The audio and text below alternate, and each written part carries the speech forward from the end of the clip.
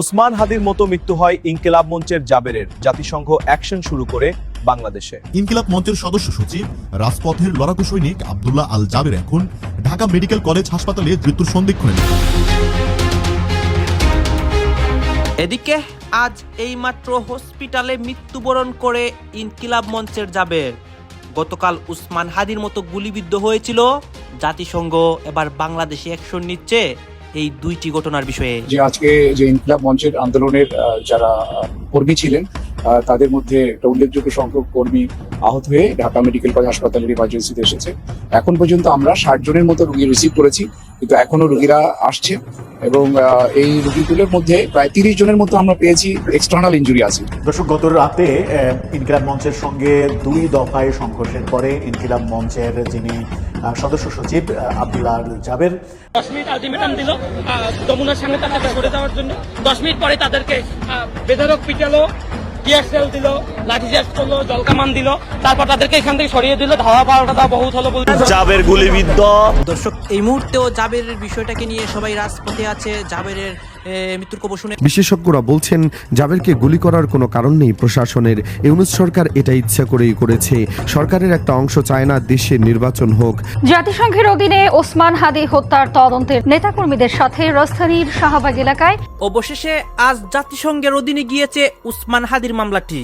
গতকালকে ইনকিলাব মঞ্চের জাবের গুলিবিদ্ধ হয়েছিল, সেই জাবেরও না ফেরার দেশে চলে যায় এবং এই খবরটি শুনে শিক্ষার্থীরা আজকে আবারও রাজপথে নামে যমুনা শাহবাগ আজ দুপুরে উত্তাল করে ফেলে।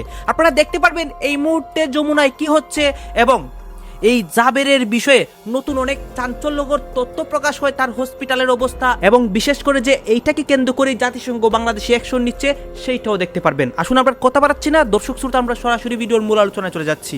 ঢাকার রাজপথ আবারও রঞ্জিত হলো তাজা রক্তে। আবারও পুলিশের বন্দুকের নল ঘুরে দাঁড়ালো ছাত্র জনতার বুকের দিকে। ইনকিলাব মঞ্চের সদস্য সচিব রাজপথের লড়াকু সৈনিক আব্দুল্লাহ আল জাবের এখন ঢাকা মেডিকেল কলেজ হাসপাতালে জীবন মৃত্যুর সন্দিক্ষণে লড়ছেন। এটি কোনো সাধারণ দুর্ঘটনা নয়, এটি একটি পরিকল্পিত হত্যা চেষ্টা বলে মনে করছেন প্রত্যক্ষদর্শীরা। ঠিক যেভাবে শহীদ শরীফ উসমান হাদিকে আমরা হারিয়েছিলাম, ঠিক একই কায়দায় আজ জাবের ভাইকেও সরিয়ে দেওয়ার চেষ্টা করা হলো। পুলিশ কেন এত বেপরোয়া? কার নির্দেশে নামাজের পরপরই এই বর্বরোচিত হামলা চালানো হলো? আজকের এই ভিডিওতে আমরা সেই সকল গোপন তথ্যগুলো আপনাদেরকে জানানোর চেষ্টা করব ইনশাআল্লাহ। ভিডিওটি শুরু করার আগে আপনারা যারা মনে করেন যে পুলিশ সদস্য আব্দুল্লাহ আল জাবেরকে গুলি করেছে, তাকে এক্ষুনি গ্রেফতার করে সঠিক শাস্তি কার্যকর করা উচিত, তারা কমেন্ট বক্সে লিখুন ইনকিলাব জিন্দাবাদ। শাহবাগ মোড় সংলগ্ন হোটেল ইন্টারকন্টিনেন্টের সামনে ইনকিলাব মঞ্চের নেতাকর্মীরা আজ সকাল থেকেই শান্তিপূর্ণভাবে অবস্থান নিয়েছিলেন। তাদের দাবি ছিল একটাই, তাদের প্রিয় মুখপাত্র শহীদ শরীফ উসমান হাদির নির্মম হত্যাকাণ্ডের সুষ্ঠু বিচার। আপনারা স্ক্রিনে দেখতে পাচ্ছেন কি সুন্দর সুশৃঙ্খল ভাবে তারা রাস্তার উপর জায়নামাজ বিছিয়ে জুমার নামাজ আদায় করেছিলেন। আব্দুল্লাহ আল জাবের, যিনি ইমামের ঠিক পিছনেই দাঁড়িয়ে নামাজ আদায় করেছিলেন, তার চোখে মুখে ছিল সহযোদ্ধা হারানোর বেদনা আর আল্লাহর কাছে বিচার চাওয়ার আকুতি। কিন্তু নামাজ শেষ হতে না হতেই দৃশ্যপট পাল্টে যায়। প্রত্যক্ষদর্শীরা জানান, নামাজ শেষ হওয়ার সাথে সাথেই পুলিশ কোনো উস্কানি ছাড়াই অতর্কিত হামলা চালায়। প্রথমে লাঠিচার্জ, তারপর টিয়ারশেল। ইনকিলাব মঞ্চের নারী কর্মীরা যারা সেখানে উপস্থিত ছিলেন, তাদের উপরও পুলিশ অমানবিক নির্যাতন চালায়। মা বোনদের প্রকাশ্যে হেনস্থা করা হয়। যখন এই নির্মম দৃশ্য সাংবাদিকরা তাদের ক্যামেরায় ধারণ করতে চেয়েছিল, তখন পুলিশের আক্রোশ গিয়ে পড়ে সাংবাদিকদের উপর। তাদের মারধর করা হয়, ক্যামেরা ভেঙে ফেলার চেষ্টা করা হয়, যেন এই সত্য ঘটনা কোনোভাবেই দেশবাসী জানতে না পারে। এক পর্যায়ে পুলিশ এবং ইনকিলাব মঞ্চের নেতাকর্মীদের মধ্যে কথা কাটাকাটি শুরু হয়। আর ঠিক তখনই কোনো সতর্কবার্তা ছাড়াই এক পুলিশ সদস্য খুব কাছ থেকে আব্দুল্লাহ আল জাবেরকে লক্ষ্য করে গুলি ছোড়ে। লুটিয়ে পড়েন জাবের, ভেসে যায় রাজপথ তার বুকের রক্তে। প্রিয় দর্শক, এই ঘটনা আমাদেরকে কিছু মনে করিয়ে দিচ্ছে। একটু ফ্ল্যাশব্যাকে যান। ঠিক একইভাবে আমরা হারিয়েছিলাম ইনকিলাব মঞ্চের মুখপাত্র শহীদ শরীফ উসমান হাদিকে। তাকেও গুলি করা হয়েছিল, তাকেও একইভাবে স্তব্ধ করে দেওয়া হয়েছিল।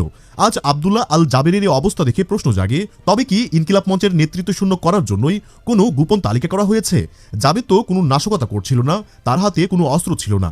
তিনি কেবল তার ভাইয়ের হত্যার বিচার চাইতে রাস্তায় নেমেছিলেন। বিচার চাওয়া কি এই দেশে অপরাধ? শহীদ শরীফ উসমান হাদির হত্যার বিচার প্রক্রিয়া এখনো চলছে।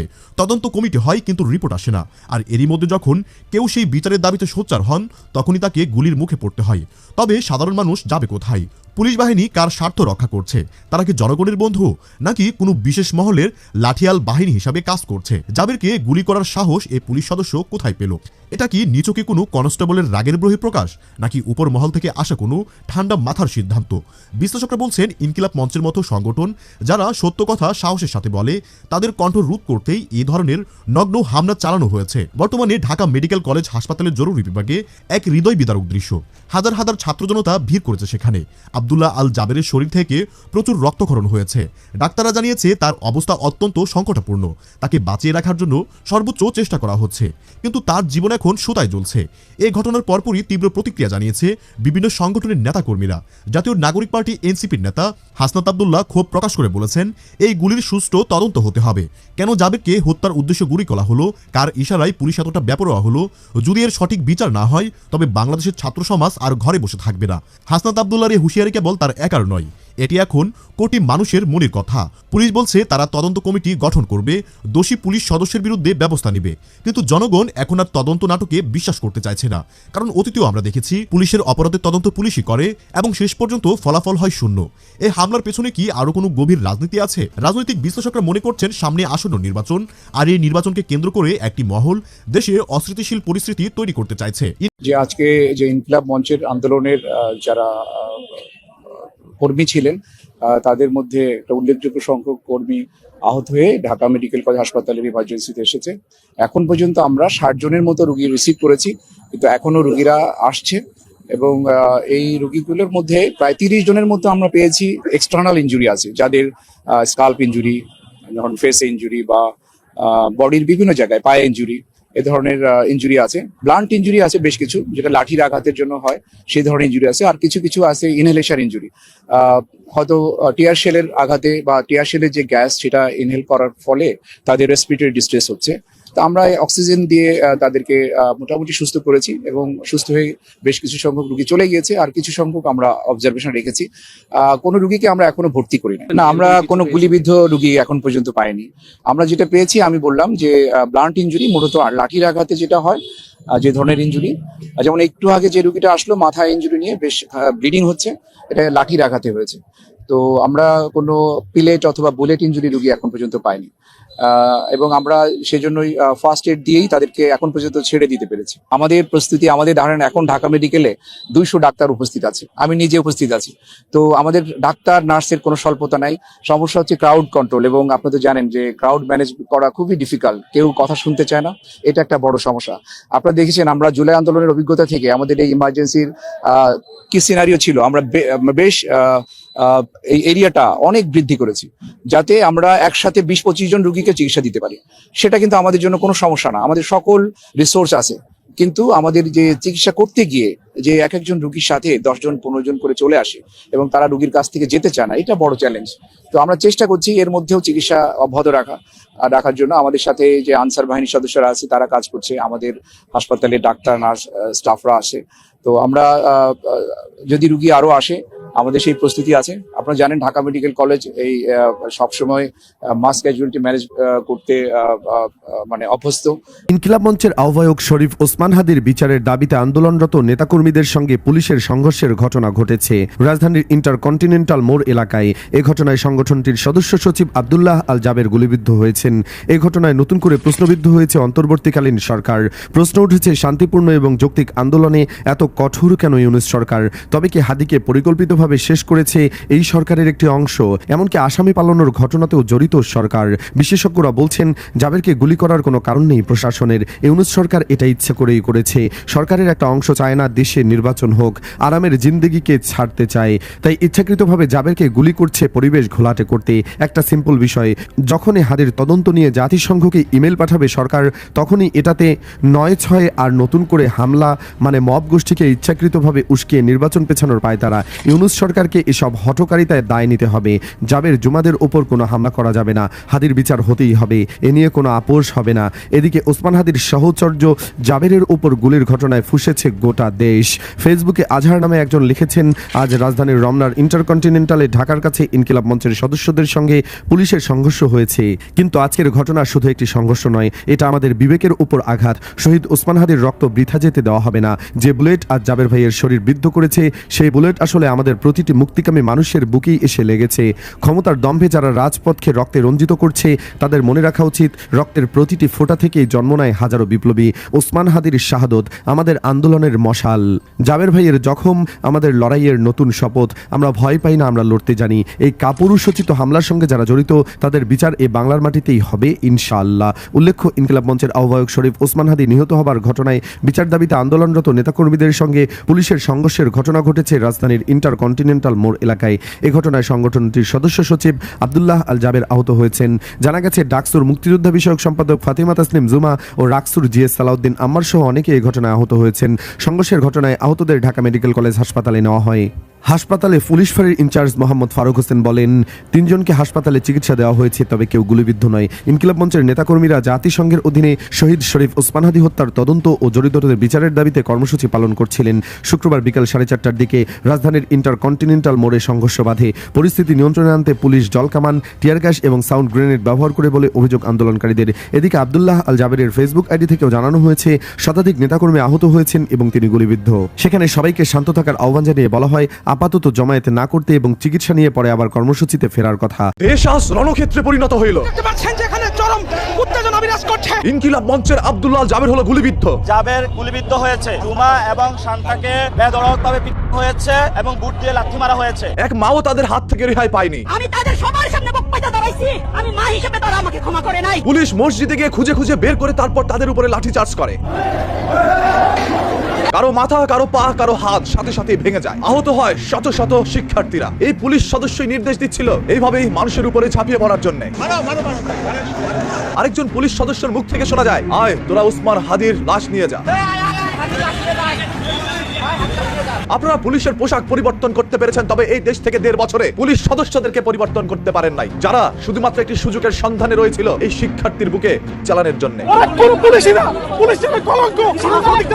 5ই আগস্ট 2024 সাল বাংলাদেশ থেকে বিতাড়িত হয় শেখ হাসিনা সরকার। তৎকালীন আওয়ামী লীগের নেতাকর্মীর পাচেরে অসংখ্য পুলিশ সদস্যরা যোগদান দিয়েছিলেন বাংলাদেশ আইন শৃঙ্খলা বাহিনীতে, এবং যখন দেখলো তাদের সরকারের পতন হলো, তখন তাদের মনের মধ্যে আক্ষেপ জড়ো করে রাখে এবং তারা একটি সুযোগের সন্ধানে থাকে। কবে ছাত্রদের উপরে লাঠিচার্জ করতে পারবে এবং গুলি চালাতে পারবে, মনের ক্ষোভ প্রকাশ করতে পারবে, সেই দিনটির অপেক্ষায়। আজ 6ই ফেব্রুয়ারি 2026 সাল জুমার নামাজের পরপরই কিছু সংখ্যক পুলিশ তাদের মনের ক্ষোভ প্রকাশ করে। আমরা নিউজ কাভারে এসেছি, তারা কিন্তু আমাদের সিনিয়র রিপোর্টারদেরও ছাড়েনি, তারা কিন্তু সবাইকে উদ্দেশ্য করে একে একে অতর্কিত হামলা করছে, সাংবাদিকদের গণহারে পিটাচ্ছে। হ্যাঁ, শিক্ষার্থীরা অবশ্যই ভুল করেছিল। কিছু সংখ্যক আইন শৃঙ্খলা বাহিনীর সাথে দুর্ব্যবহার করেছে, বাজে আচরণ করেছে। ওইখানে দায়িত্বশীল সেনাবাহিনীরা তো তাদের উপরে ঝাঁপিয়ে পড়ে নাই, আর সাধারণ শিক্ষার্থীরাও সেনাবাহিনীকে বাজে মন্তব্য করে নাই, করেছে পুলিশ সদস্যদেরকে। কারণ এই পুলিশ সদস্যরাই তাদের উপরে লাঠিচার্জ করছিল। নির্বাচন হবে না, কেন নির্বাচন এবার হবে না সেটারই বহিঃপ্রকাশ এখন আপনারা দেখতে পাচ্ছেন। আমরা যতদিন বেঁচে থাকবো আমরা নির্বাচন বয়কট করব, নির্বাচন ডিউটি করব না ইনশাআল্লাহ। আব্দুল্লাহ আল জাবের বা ইনকিলাব মঞ্চ থেকে কোনো একজন মানুষের যদি জীবন যায়, তাহলে সেটাকে কেন্দ্র করে নির্বাচন পিছিয়ে নেওয়া হতে পারে। তাই অসংখ্য লোক বলছে, নির্বাচনের মাত্র 4-5 দিন আগে এসে কেন ইনকিলাব মঞ্চ থেকে এইভাবে আন্দোলন করে যাচ্ছে আব্দুল্লাহ আল জাবের? তারা কি কোন একটি চক্রান্তের শিকার, নাকি তারা পরিকল্পিতভাবেই নির্বাচনকে বানচাল করতে যাচ্ছে? আমরা 24-এর পর এরকম কোন বাংলাদেশ দেখতে চাইনি, যে বাংলাদেশের রূপ দেখা যাবে 24শে জুলাইয়ের মতো। আজ পুলিশের ভূমিকার তীব্র নিন্দা জানাচ্ছে সোশ্যাল মিডিয়ায় থাকা প্রত্যেকটি মানুষ। আমরা কোন পুলিশকে তো আগে এরকম দেখিনি। আমরা তো 5 আগস্টের আগে খুব কম দেখেছি সাংবাদিকদের উপর হামলা। এখানে গণহারে সকলে একত্রিত হয়ে সাংবাদিকদের উপর হামলা চালাচ্ছে। যেই দেশে বিচার চাইতে গেলে আমার বুকে গুলি চালানো হয়, সেই দেশ আমার না। যে দেশের প্রশাসন এখন পর্যন্ত ওসমান হাদির অপরাধীকে ধরে আনতে পারে না, সেই দেশ আমার না। যে দেশে আজ শিক্ষার্থীর শরীরে লাঠিচার্জ করার পরে সরকার চুপ করে থাকে, সেই দেশ আমার না। এই প্রত্যেকটি জিনিসের চরম খেসারত দিতে হবে। শেখ হাসিনার পতন হয়েছে, তবে কোনো এমপি মন্ত্রী জনগণের হাতে ধোলাই খায়নি। অত্যন্ত দুঃখ ভারাক্রান্ত হৃদয়ে আপনাদের সামনে আজকে একটি দুঃখজনক সংবাদ দিতে বসেছি। আপনারা ইতিমধ্যেই শুনেছেন, শরীফ ওসমান হাদির হত্যার আজ প্রায় 1.5 মাস হতে চলল। অর্থাৎ তাকে যেদিন গুলি করা হয়েছিল 12 তারিখ ছিল, আর কয়েকদিন পরেই 12 তারিখ, অর্থাৎ 2 মাস টোটাল গুলি করার দিন থেকে। সেই থেকে ইনকিলাব মঞ্চ তার হত্যাকারীদের বিচারের দাবিতে শাহবাগে আন্দোলন সংগ্রাম করে আসছে, বিচারের দাবিতে তারা বিভিন্ন কর্মসূচি পালন করে আসছে। অবশেষে আমি যখন এই ভিডিও করছি 6 ফেব্রুয়ারি, এদিন তারা যমুনার সামনে অবস্থান নেয়, যেখানে ডক্টর ইউনূসের বাসভবন। আমরা সকাল থেকেই লক্ষ্য করছিলাম পুলিশ বিভিন্ন ধরনের সরঞ্জামাদি, কাঁদানে গ্যাস, জল কামান, লাঠিসোঁটা নিয়ে তাদেরকে চতুর্দিক থেকে ঘিরে ফেলে। কিন্তু আমরা দর্শক আপনারা তো দেখলেন এখানে কি কথা হচ্ছে।